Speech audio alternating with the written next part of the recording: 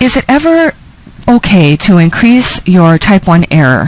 So this is a question that you'll for sure see again on a future quiz or on a future exam, and the answer is that it is sometimes okay, but that's not enough to just say that.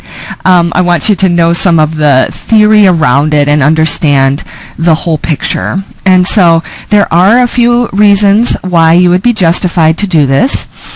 First, you need to make sure that you are pretty certain that a real effect exists in the population and that you need to find it. And secondly, that not finding that effect could have maybe some difficult consequences for the people that you're trying to help in your research. And so you would make the case that this particular effect is very important to uncover.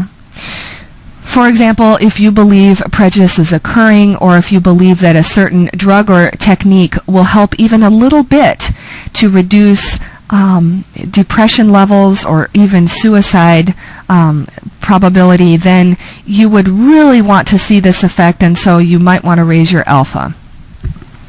If you have a tiny sample size, let's say it's very costly for you to have more participants in your study, it's not possible due to your funding or other constraints, then you, and again, making a type 2 error would be very costly, then you would raise your alpha in that case. So these factors, or a combination thereof, are reasons for that you would use to justify raising alpha. However, when you go to publish the study, just a quick caveat, researchers may they may question you when you raise it, just because it's unconventional and it's typically not done, and again, it says some things about that, right? So what you would have to do is justify why you did it, and you would have to use citations and logic probably. So you'd have to make your case that this is really important to find, and it's not as costly to make a type 1 error as it would be to make a type 2.